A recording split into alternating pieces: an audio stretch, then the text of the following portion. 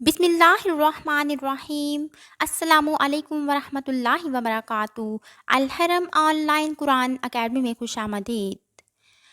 सैयदना अनस रज़ियल्लाहु तआला अन्हा का बयान है कि रसूलुल्लाह सल्लल्लाहु अलैहि वसल्लम ने फरमाया, मुझे ऐसे लोगों के साथ बैठना सैयदना इस्माईल अलैहिस्सलाम की औलाद में से 4 गुलाम आज़ाद करने से ज़्यादा पसंद है जो नमाज फ़जर से तुलूए आफ़ताब तक अल्लाह ताला का ज़िक्र करते हैं, और मुझे ऐसे लोगों के साथ बैठना उन 4 गुलाम आज़ाद करने से भी ज़्यादा पसंद है जो नमाज असर से गुरूब आफ़ताब तक अल्लाह ताला का ज़िक्र करते हैं।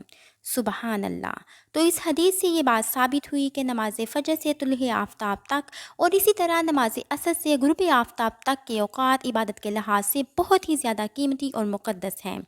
इन औक़ात में इबादत करने से इंसान के मरातब बहुत तेज़ी से अरूज पर पहुँचते हैं, इसलिए हमें इन औक़ात में अपनी इबादत को तरतीब देने की कोशिश करनी चाहिए। अल्लाह तबारक व तआला अमल की तौफ़ीक़ अता फ़रमाए। आमीन।